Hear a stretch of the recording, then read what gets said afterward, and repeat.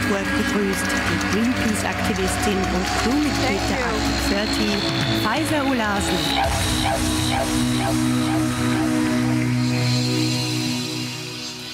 Thank you. My name is Faiza, and as was just said, I come from the Netherlands, and I work in my daily life as a Greenpeace campaigner, and I focus on climate and energy issues.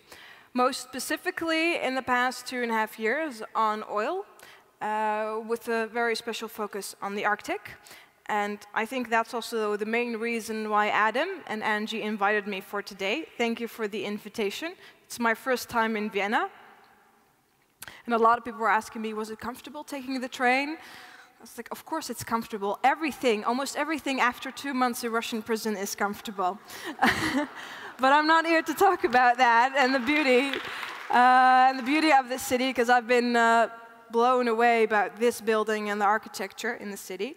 I want to talk to you about activism and why I think, in addition to politics, in addition to science, I think it's vital to bring change, to induce change. And for that, I would like to take you back to September 2013, the day I took action with 29 others in the Barents Sea, close to Nova Zembla, which is in the Arctic Ocean, where we took action against the first Arctic offshore platform, which was the responsibility of Gazprom. And if the gentleman upstairs can show the video.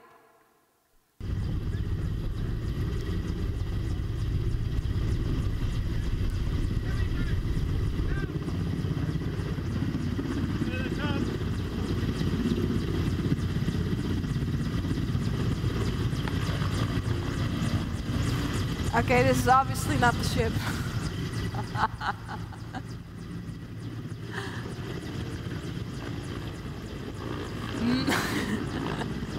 Too very exciting. Oh, here it is.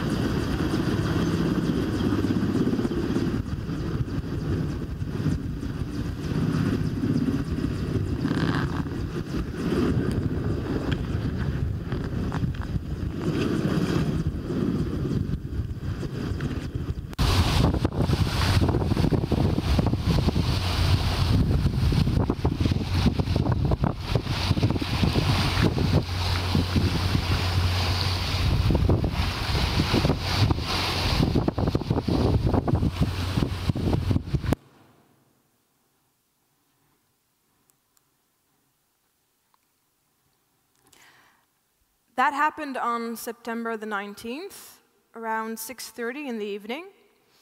I think now more than half a year ago. And the day before that, we tried to do an action on the platform of Gazprom. We were trying with climbers to scale the platform in order to stop the production in a peaceful, non-violent way. That's how Greenpeace has been taking action in the past 40 years, sometimes with success and sometimes able to bring change. But the moment we did that action, the Russian authorities reacted incredibly aggressive. They started shooting in the air. They started shooting in the water next to an oil platform, which is absolutely no-go. They were also shooting horizontally on some of our activists. They were stabbing with knives the ribs. And this incredibly dangerous situation occurred, something that in Greenpeace history never has happened before. So we had to pull back our people. So our people came back, but 2 of the climbers who were able to scale Gazprom's platform were taken by the Russian Coast Guard. So they were arrested. By the time everybody got back on the ship, we were checking whether everybody was okay. Nobody seemed to get injured. We tried to make contact with the ship of the Coast Guard, as you could see in the video, the white-blue ship, to check how Sini and Marco, our 2 climbers, were. And that's how a day passed.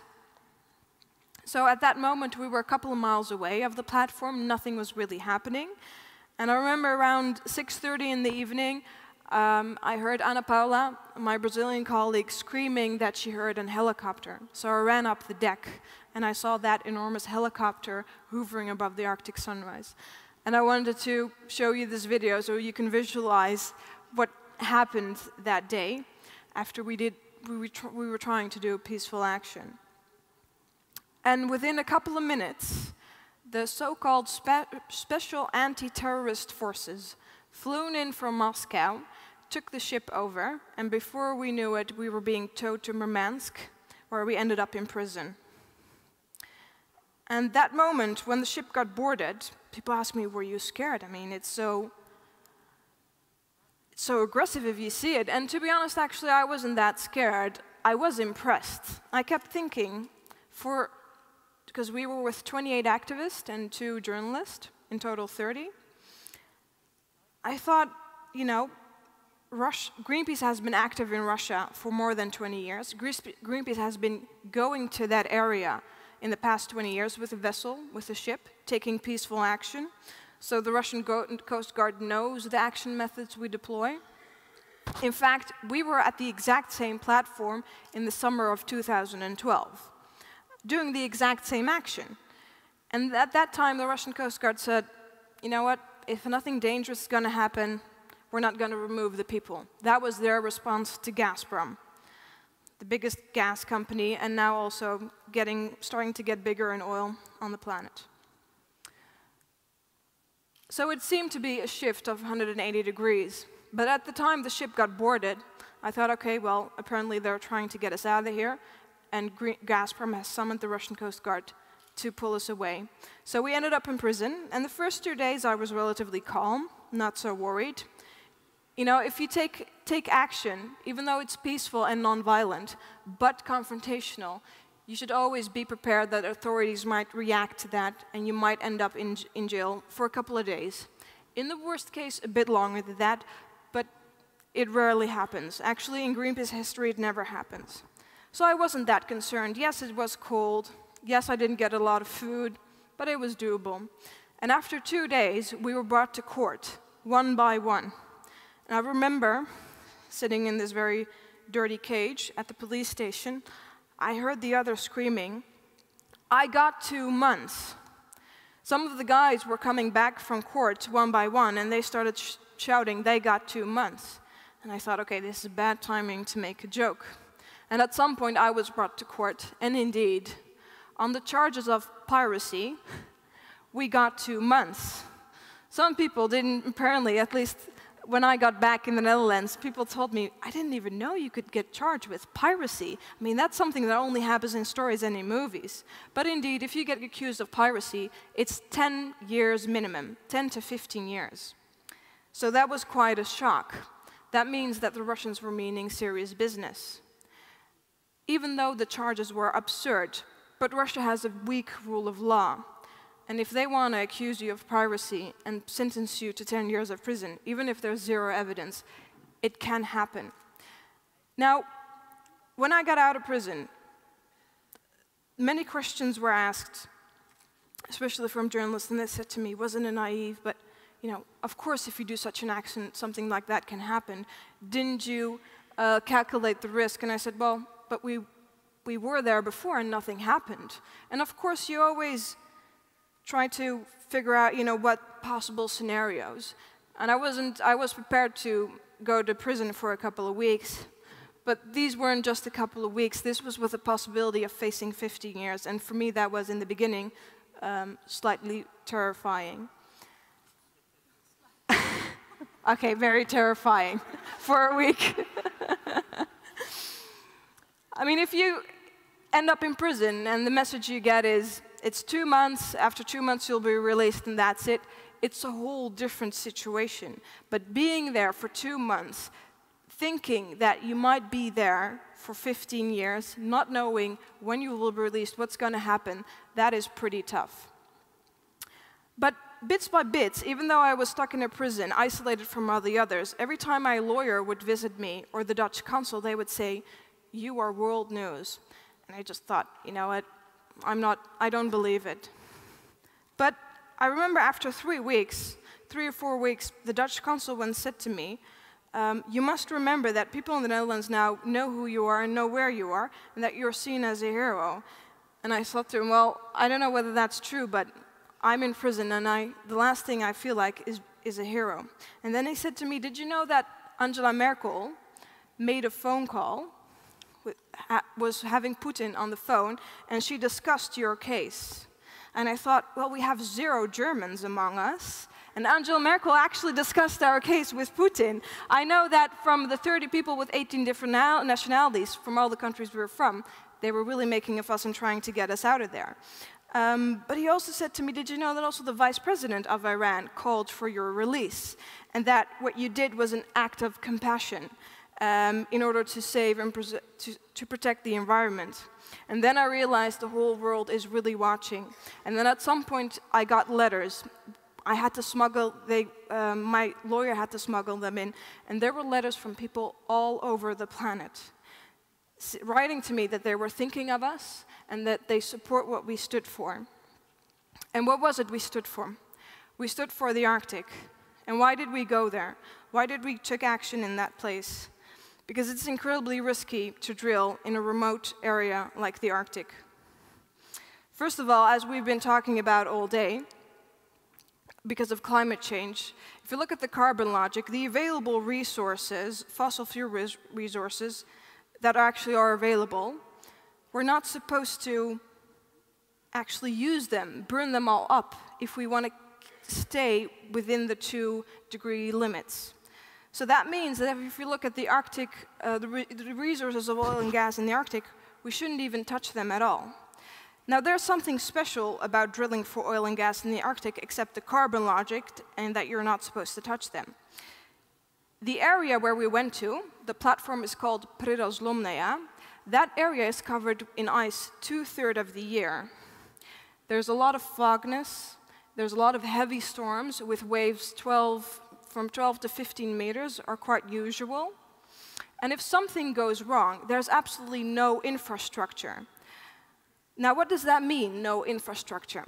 And the best example I can give is what happened in 2010 in the Gulf of Mexico with BP. It's called Deepwater Horizon. As you probably all can remember, there was a huge explosion. It took BP, the government, and I don't know how many organizations and institutions, 3 months to stop that leak. That was in relatively warm waters. They had to use 6,500 ships and at least 11,000 people, and it still took them 3 months to stop an oil spill. And this is in an area where there's a whole lot of oil drilling going on, where like thousands of harbors and thousands of airports where you can instantly call for help. If you look at the Arctic, whether you look at the coast of Alaska, the coast of Canada, Greenland, Norway, Russia, those are the 5 Arctic coastal states, there is barely any infrastructure. There's no harbor. There are barely any harbors. There are barely any airports. If you look at the companies that have been trying to do exploration in the areas, they perhaps have 1 or 2 supply vessels, at most 10, 20. So if anything goes wrong, you don't have 6,000 vessels. You don't have 3 months' time. After 2 months, if you're lucky, after 2 months, it depends on if something goes wrong in the beginning of the drilling season in the Arctic, because that's only in the summer. There's a very short drilling season. You have a very short period to do something, and by the time it's October, the ice starts to form. And before you know it, the area where you're trying to stop an oil spill is not reachable for practically 2/3 of the year. So in theory, you could have an oil spill gushing for 2/3 of the year. Now, if you look at the Arctic, it's the air conditioning of the planet. It's a very fragile ecosystem, and the marine biodiversity is immense. And that's also important for other parts of the seas around the planet in terms of fish. If something goes wrong there, it will impact not just the people that live in the Arctic area, so I'm talking about the Nenets in the coast of Russia, or the Inupiats at the coast of Alaska. It can impact different parts of the planet, and that's why we took action there. And I remember also people asking me, okay, but do you really need to do that? Do you really need to take those kind of actions? Can't you just talk to the government? Can't you just talk to the company and find out alternatives? Can't you ask people to sign a petition? And I said to them, did you know how many people signed a petition to save the Arctic? 5 million. 5 million in less than 2 years have all called upon world leaders to save the Arctic. I said, we have been talking to Gazprom for at least 5 years. They are not willing, they're definitely able, but not willing to have a constructive dialogue. We have been trying to talk to Shell for more than 10 years. We've been taking action against Cairn Energy, and before we actually took action, we've been writing letters, doing research, offering them sustainable solutions. We have been talking to governments. We have tried every possible way, even through legal procedures, to try to stop them, slow them down, or at least try to have them, choose a different course. And in some cases, it helps. In some cases, that's enough, doing that. But every once in a while, it is not. And that's when I believe that every once in a while, I think it's justified and legitimate to take action. And then I got the question, yeah, but it's legally not okay just to climb on a platform, is it? I mean, I can't imagine that that would be sound in accordance to the law. And that's correct. If you climb a platform, like we did at the Gazprom's platform in the Arctic Ocean, there's a fine of 22 euros. Though we didn't get a fine of 22 euros, we were charged with piracy, and that's 10 to 15 years. Now, 22 euros and 15 years, there's a big difference between that. And as Greenpeace activists, if we do something, misdemeanors, and they're rarely anything more than misdemeanors, we're prepared to face the consequences of our actions. And so I was also prepared to be in Russian prison for 2 months. Luckily not being charged at the end when I got out anymore of any falseness like piracy and hooliganism. And unfortunately, we weren't able to stop that platform. But what did happen was, because our case got so much news around the planet, it did stimulate the debate about Arctic drilling.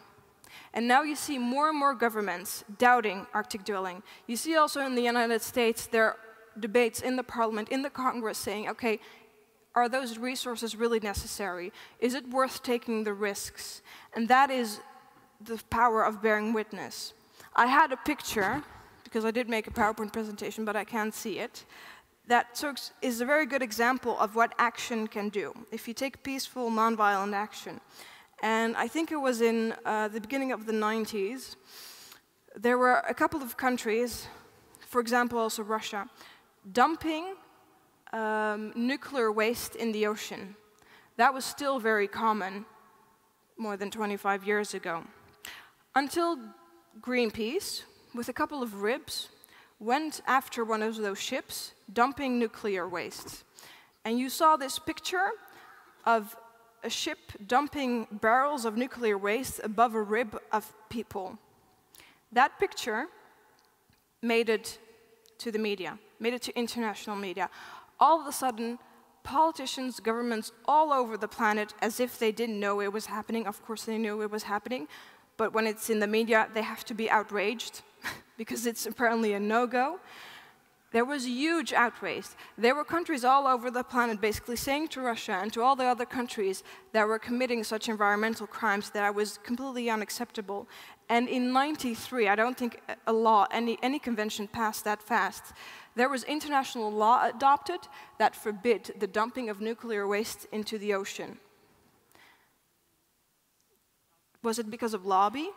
Was it because of writing that some kind of campaigner from Greenpeace wrote an angry letter to the company that was doing that? Was it because people signed a petition? No. It was because of people taking peaceful actions to make a change. That's what made the difference. It's because Greenpeace went there to bear witness to the environmental crimes being committed. And you can see that taking action doesn't only make a difference when it comes to the environment. I think one of the most inspiring examples is Gandhi. By taking peaceful action, you make change. Another good example is Rosa Parks. That was, I assume you all know her, that was the lady, I think it was the 50s, perhaps the 60s, a black lady in the United States that was supposed to sit in the bus on the side where black people are supposed to sit. And apparently at one particular day, she figured, no, I'm not going to do that. I'm going to sit where the white people sit. And that action, and there wasn't a writing letter, there was no petition, there was no lobby, that action in a peaceful, nonviolent way instigated huge debate.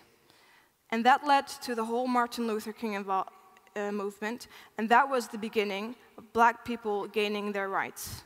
And that's why I believe that every once in a while, taking peaceful action is justified. Thank you.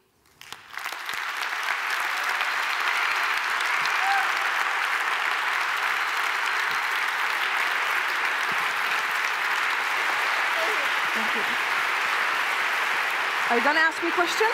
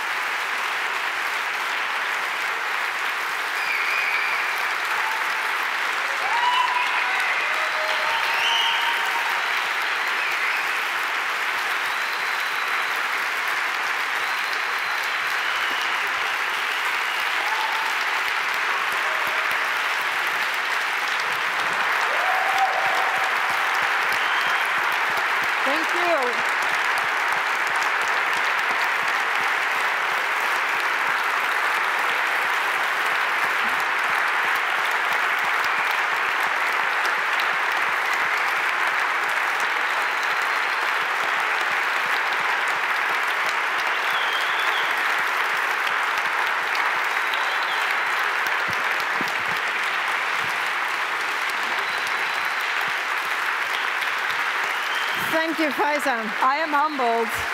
Thank you very much. It's humbling. Thank you very, very much for this really inspiring talk. Thanks a lot. You saw the reaction. Yes. I didn't think this would happen, you know, when I was among the rats in prison. There's one question for you that came in, and that's if there would be an action in Russia now, a call to action by Greenpeace, would you be allowed to go? I mean, are you allowed into the country? And if so, would you go again? We were granted, I'll give a long version of the answer.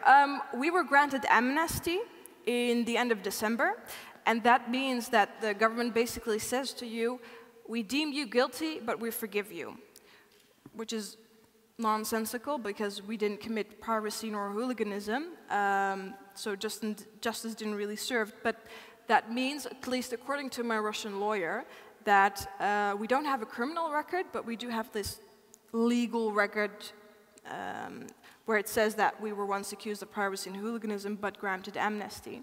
So he said to me, technically, there is no ground for you to be refused a visa to Russia, but he said to me, they can refuse you a visa without any motivation. And there have been people that have recommended me not to go there for a couple of years. To be honest, I doubt they would grant me a visa anytime soon. However, I do want to go back, yes. absolutely. I know some of the Arctic 30 would never want to go back, for understandable reasons, because they're terrified. But I do find Russia very fascinating. It wasn't, by the way, my first time in Russia. It was my second time. My first time was in Siberia, when I went to Khanty-Mansiysk, which is the biggest oil province in the countries, and we went to research oil spills, where we found huge lakes, oil lakes, basically. It was a massive pollution going on. That's actually, if you look at the oil production in Russia, which is globally 12%, but half of all the oil spills globally take place in Russia. Something you don't see on the news, because we usually think about Nigeria or BP, which is, of course, horrific, but actually a lot of that is taking place in Russia on a daily basis. So yeah, I would want to go back to Russia,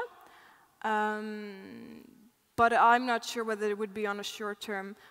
I know that many of my colleagues that work for Greenpeace Russia and many volunteers that are involved are under a lot of pressure. So they're still being threatened occasionally, and they have odd visits from authorities. So I am concerned of what's going to happen to them. I have to say many NGOs are under a lot of pressure. And I think that also has to do with what's happening in Ukraine, that the Russian government is becoming very nervous of any form of protest, dissidency. And I think a couple of years ago, if you would do environmental protest, it would be actually fine. But this was actually the first environmental protest that was all of a sudden considered a threat, and that led to 2 months detention. So thank you again. Thank you very much for the talk, and good luck because as you said, this was just the beginning. Indeed. Okay, thank you. Faiza Oulahsen.